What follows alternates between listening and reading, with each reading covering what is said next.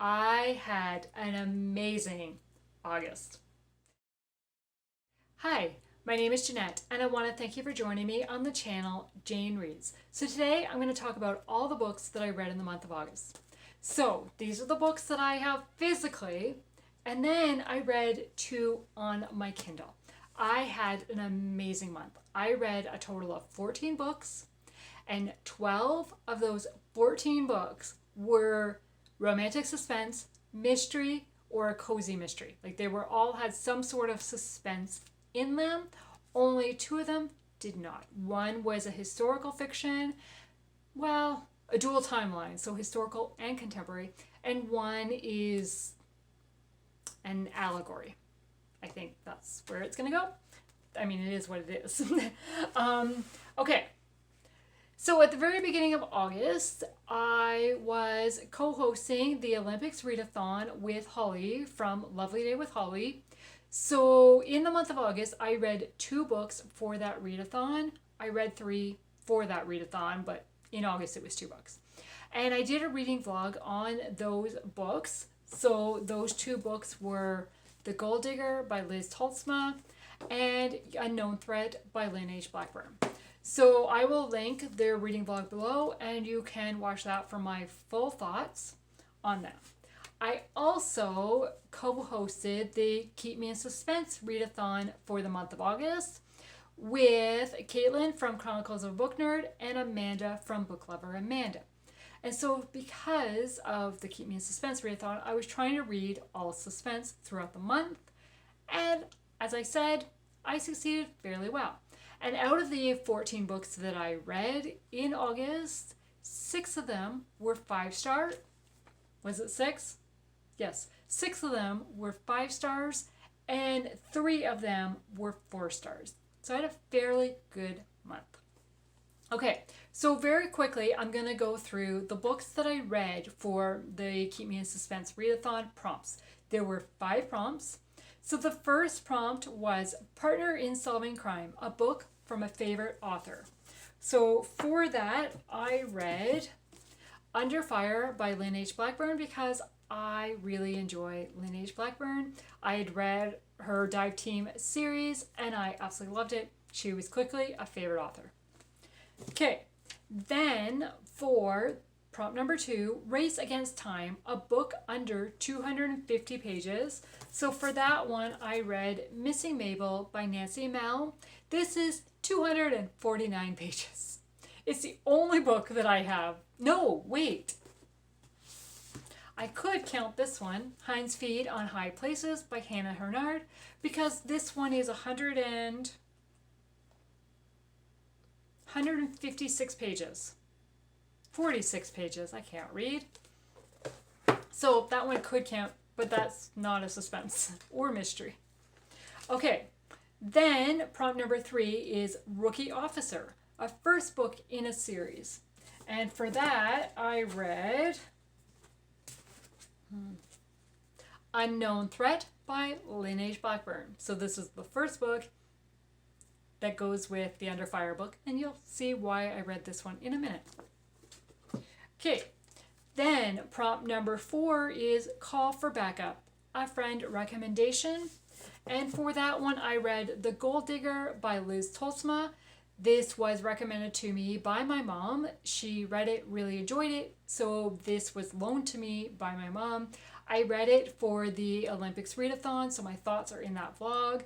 I absolutely loved this book. And I asked my mom if I could keep it, and she said yes. Okay, so then the last prompt was Means, Motive, and Opportunity, a book you already own and are dying to read. So for that one, I chose Malicious Intent by Lynn Blackburn. This is book number 2 in the Defend and Protect series. I had this one as a 5-star prediction, which I'm pretty sure I did that video in the fall of 2023, and I hadn't read this book yet. So it was time for me to read it.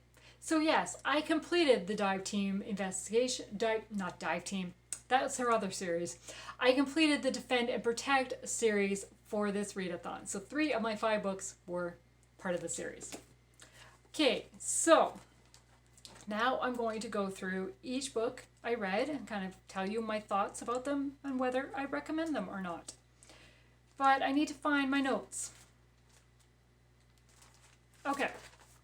So the first book I finished was The Gold Digger by Liz Tolsma. As I said, this is in the Olympics Readathon, and I loved this book. This is historical suspense. It is part of the True Colors series, but you don't need to read the series in order. It is by multiple authors. They don't connect, the books don't connect to each other in any way. They are all just fiction-based stories on strange but true events. And so in this one, we are following Niels, who has come to town looking for his brother, and he connects with Ingrid, who is the sister of Belle, and Niels' brother came to marry Belle and then went missing, and Ingrid has no idea what happened to him either, so Niels and Ingrid start working together to try to figure out what's going on. And there's a lot of mystery in this one.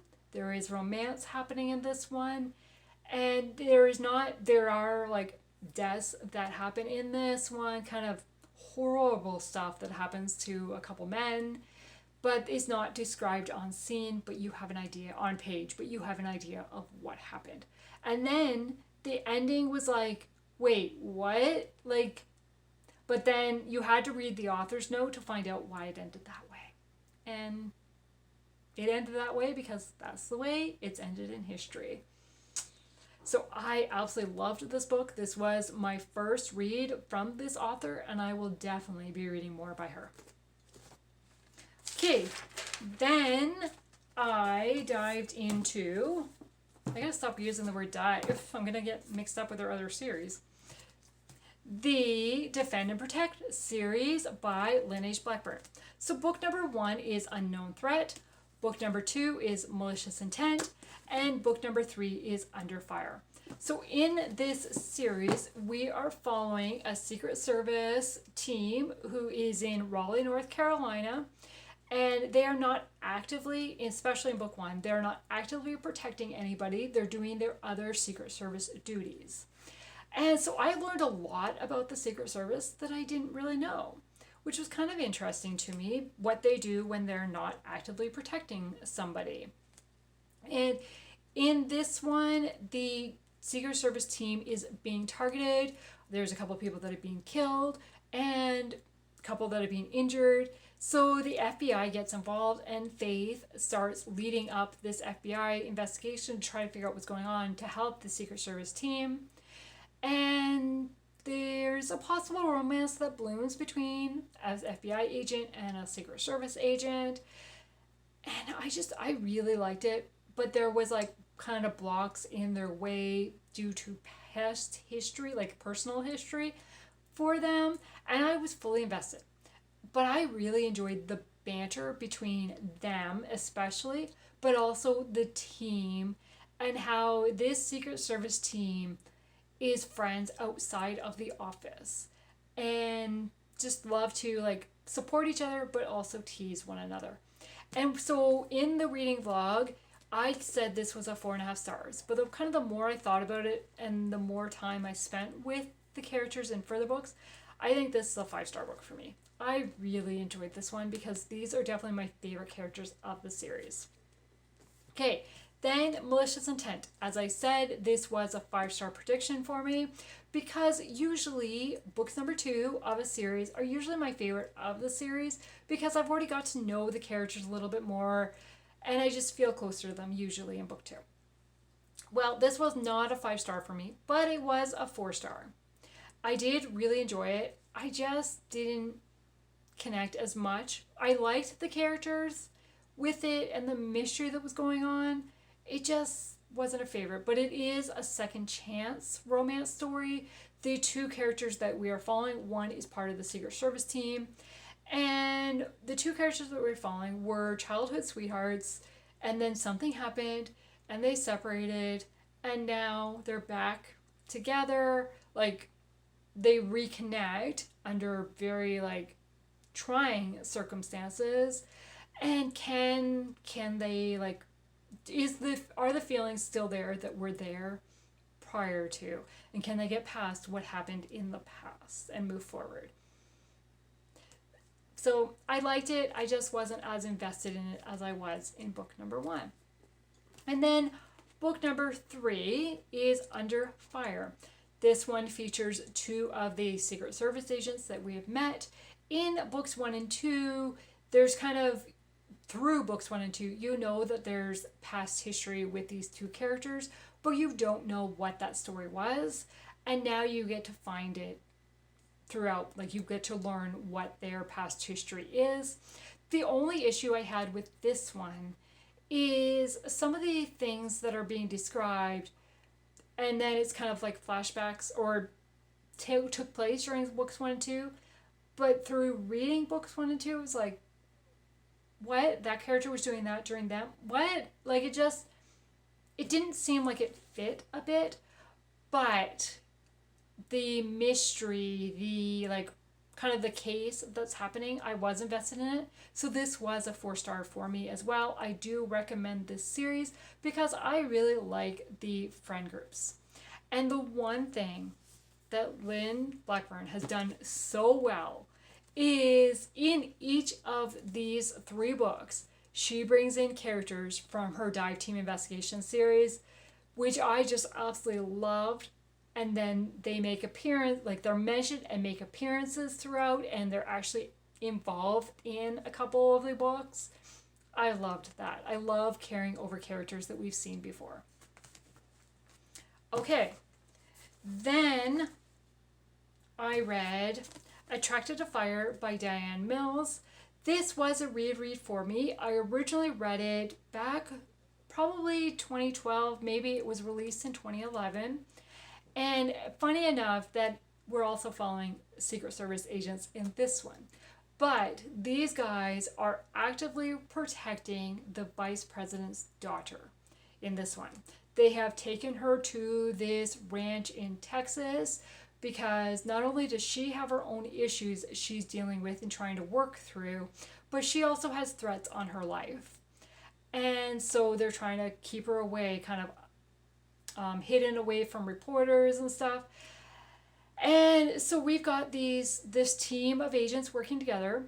We've got the special agent in charge who does not want a female on his team. And then we have the female who has been personally chosen to be on the team by the vice president for his daughter. So the 2 of them have to work together. And as they spend more time together on this ranch and trying to figure out what's going on, dig into the case, and can they trust what's happening in Washington. And it was, I was invested in what was going on. It was a reread for me, but because I'd read it so long ago, nothing felt familiar to me at all. And there were parts of it that it was like, wait, what happened? Like, wait, no, that can't happen. What? And there is one moment in particular that I was really upset that happened. It was just like, no, don't do that to that character. Yeah. So I had originally gave this 5 stars, but according to Goodreads, but I had no review written, which is why I wanted to reread it to see, like, why did I give it 5 stars and do I feel the same now? Well, I do not feel the same. I gave it 4 stars this time because I just didn't feel like the romance was there. It just all of a sudden, like, you kind of see a little bit of the feelings happen and then they're in a relationship. And I was like, I wanted more of the romance build up and see how those feelings developed. And I was also able to figure out who the bad guy was, like who we could not trust. I would say fairly early on, I was like, yeah, don't trust this guy. And I was correct. So I do recommend it though, but it just wasn't a favorite. Okay, then I read Missing Mabel by Nancy Mehl.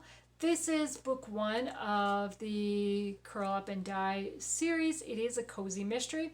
It reminded me a lot of the Squeaky Clean series by Christy Barritt because we are following somebody who is not like a detective, whatever, kind of just an amateur, And she ends up getting involved in this case and starts investigating on her own, and then she pulls in friends to help her.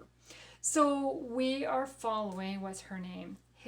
Higgins, who is a hairstylist, but she is a hairstylist for funeral homes. So she comes to fix up dead bodies for the funeral. And she gets hired, comes to this home to work on this one person. She's told it's Mabel, and she has seen Mabel before. She comes and's like, that's not Mabel. And the funeral director is like, no, that's Mabel. And she's like, no, it's not. So then she's trying to figure out what happened to Mabel and who is this person. And then other things start happening, and it was like, okay. And it was just like, what's going to happen next? Like, so I really liked the quirky characters in this one, and it was very unique because, I mean, a missing body at a funeral home? What? There is a possible romance that, or we watch, not possible, there is a romance that develops throughout the course of the book. And I really liked watching the romance and then another kind of friendship develop throughout. That was my favorite part.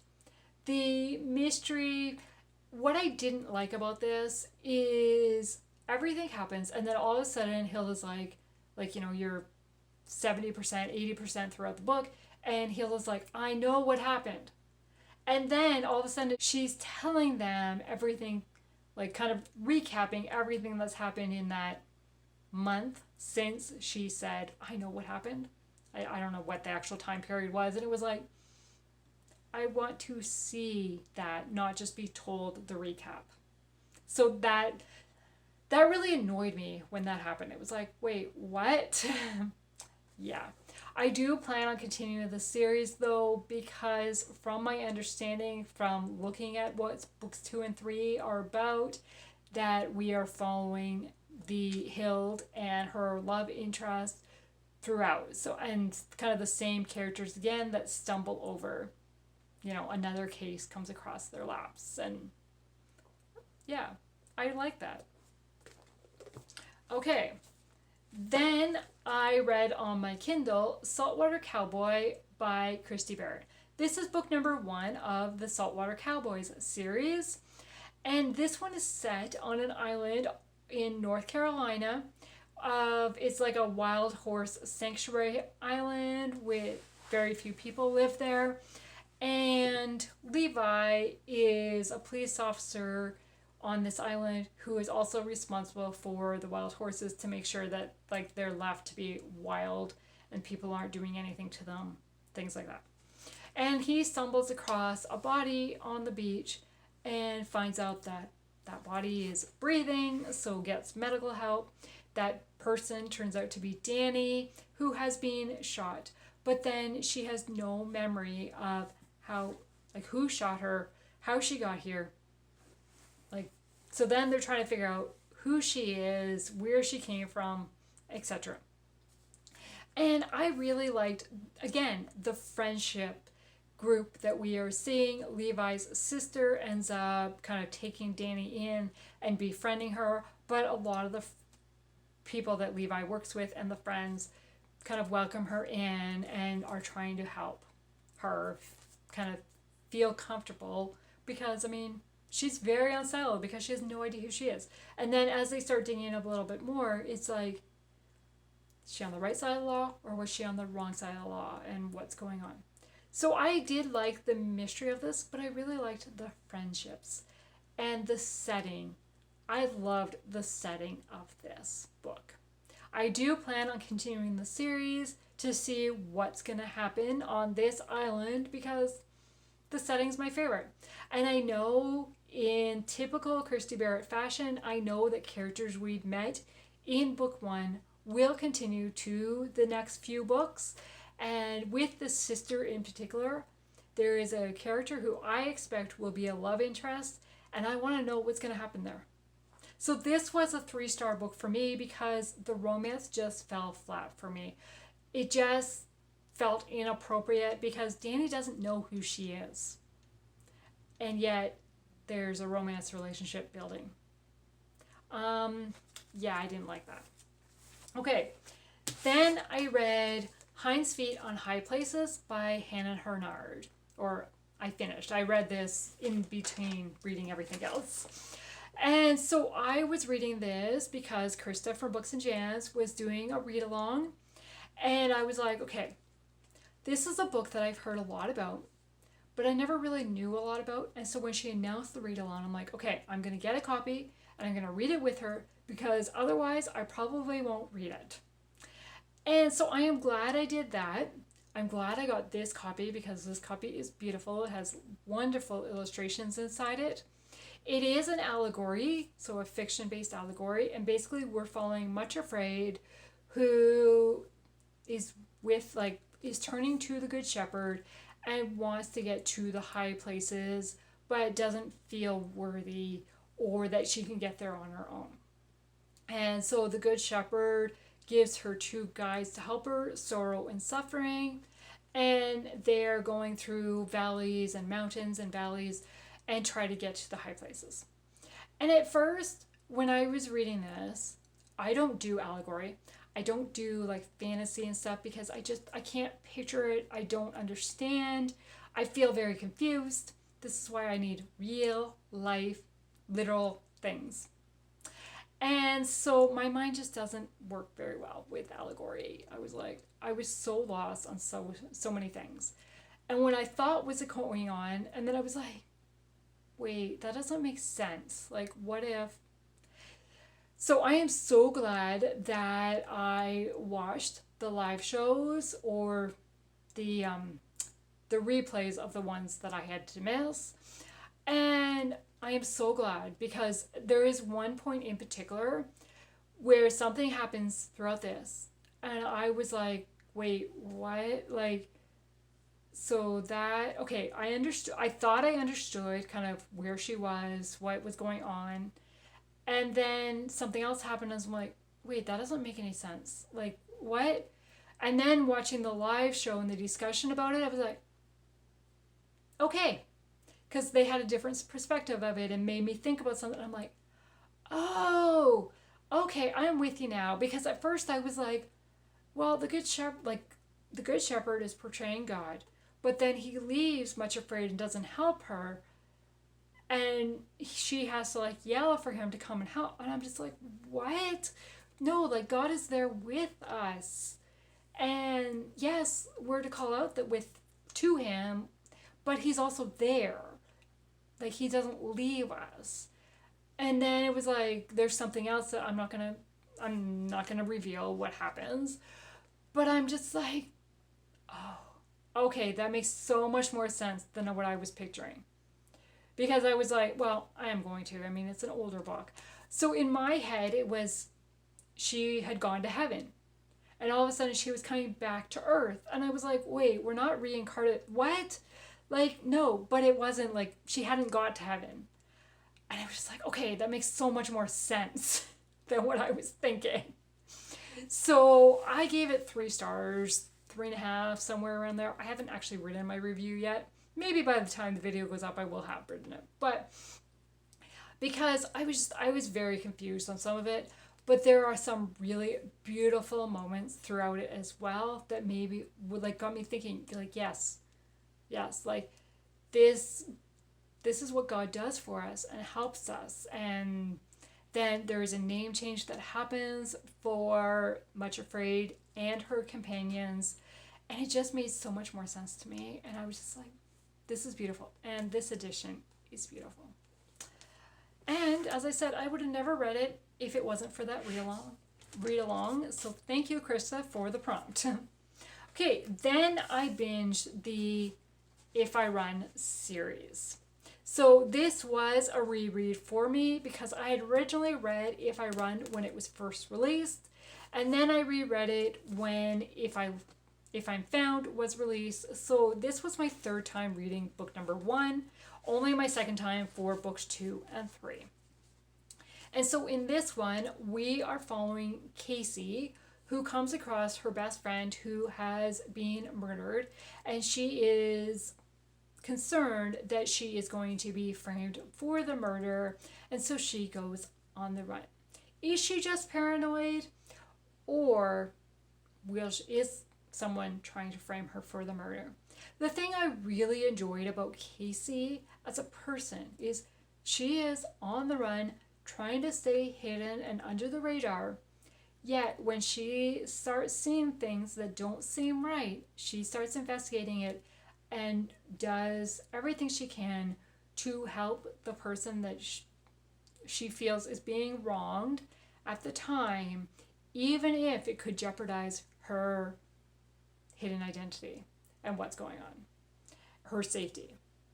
And so I really like that. And then the other character is Dylan, who is the private investigator who has been hired to try to work with the police to try to find Casey and bring her back. And as he starts digging a little bit more into it, it's like, well, why did she run? And what is she thinking? And is she right in her thinking? And so I really enjoyed that. Now, each book does end on a cliffhanger.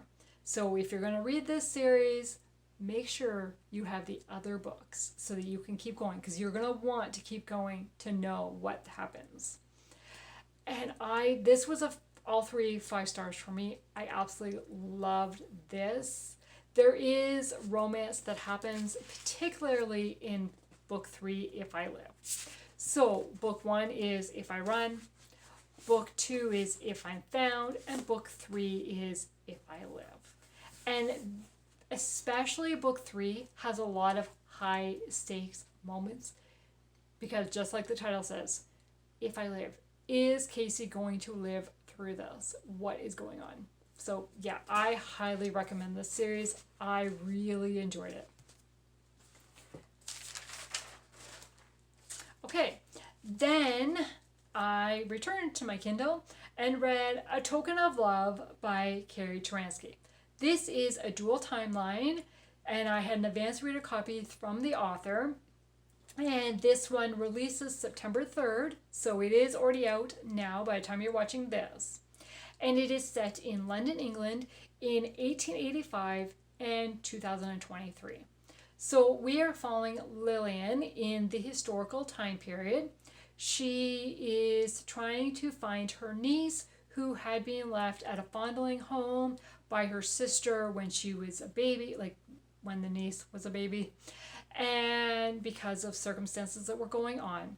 And so now it's a few years later, and Lillian is trying to find this niece. She goes to the home, and the home tells her one thing, she discovers something else, and what is really going on.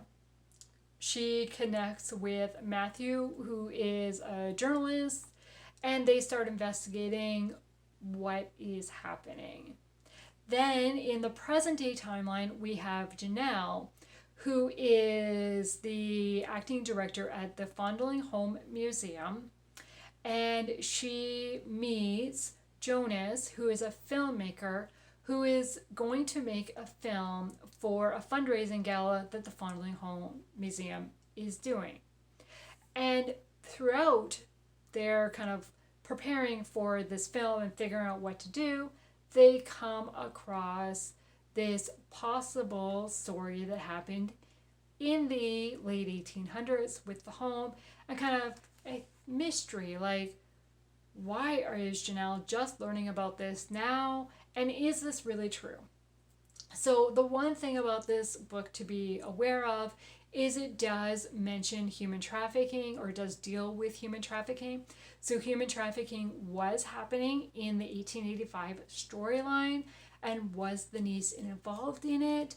And can they get the people that they know, that they discover is involved in it, kind of, can they rescue the girls and get the men charged? Then in the present day storyline, this is what this is what Janelle discovers, and was this true? Did this really happen with the home? And how do they deal with this? Because how are donors going to react if this is true? But then there's also another kind of storyline going on where it's possible it's still happening today with another character in the book. And so I really enjoyed the historical timeline. That was my favorite. of it is I was fully invested in Lillian and the relationship with Matthew, what was going to happen there, and could they find the niece, and could they rescue the girls that are stuck in this human trafficking. I did like the present day timeline as well. I really liked the friendship that was happening in the present day timeline between Janelle and her neighbor, and kind of watching Janelle and a possible romance happening.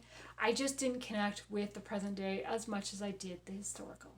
So I gave this book 4 stars because I really enjoyed kind of trying to figure out what's going on and the mystery aspect of the story, and the historical characters totally had my heart. Okay, then I also had an advanced reader copy of Target Acquired by Lynette Eason. This book released on August the 20th. I received this copy from Revel. And this is book number 2 of the Lake City Heroes series.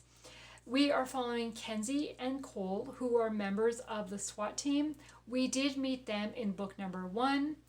But unlike any other Lynette Eason book I have read before, this includes some chapters set in a historical time period set in 1947. I do not recall Lynette ever doing any chapters set in the past before. We have Eliza, who is in a mental institution, who is being put there by her father. Does she belong there?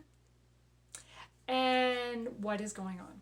I really liked the historical. That was my favorite part of the story, which was really weird for me because I love romantic suspense and I really wanted to get to know Kenzie.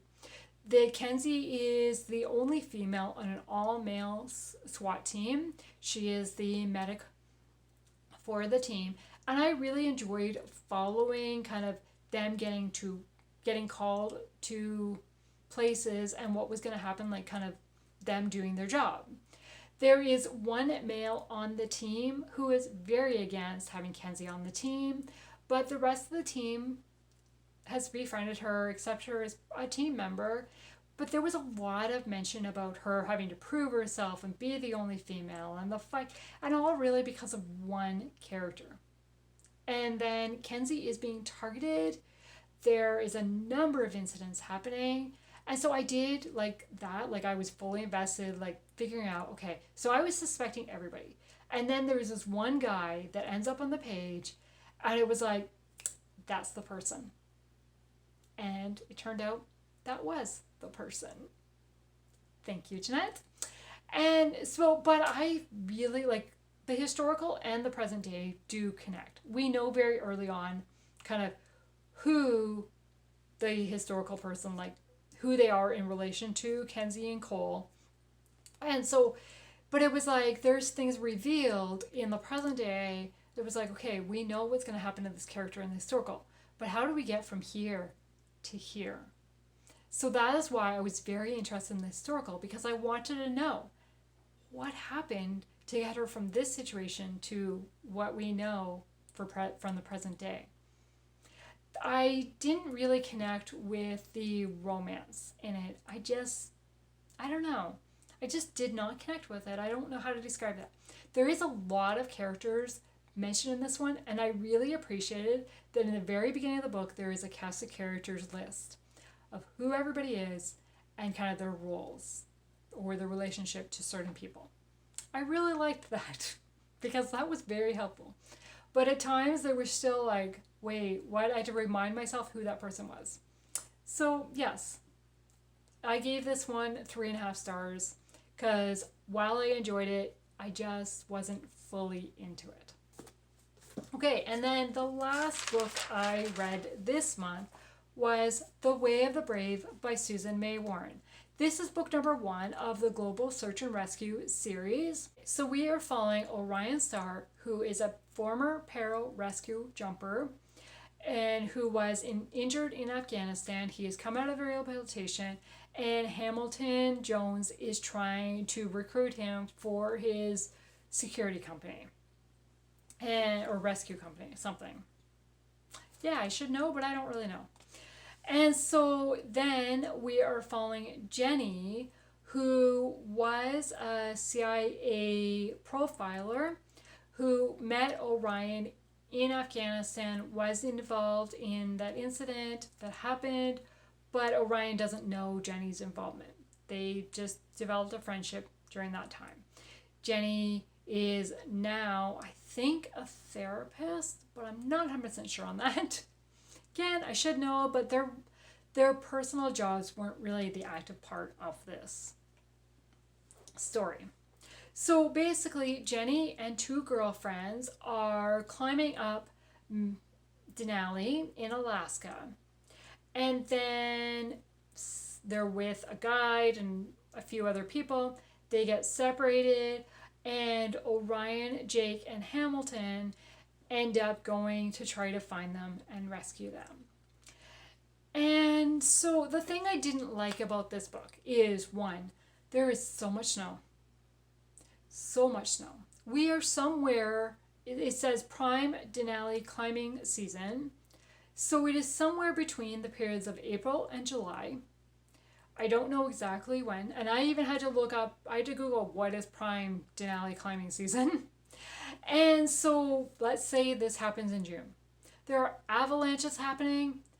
They have to have ice picks and ice screws and crampons and something, I don't know. There's a ton of mountain climbing gear mentioned that I had no idea what it was. Some of it I'm like, it's mentioned so often that I had to Google it to try to figure out what it was.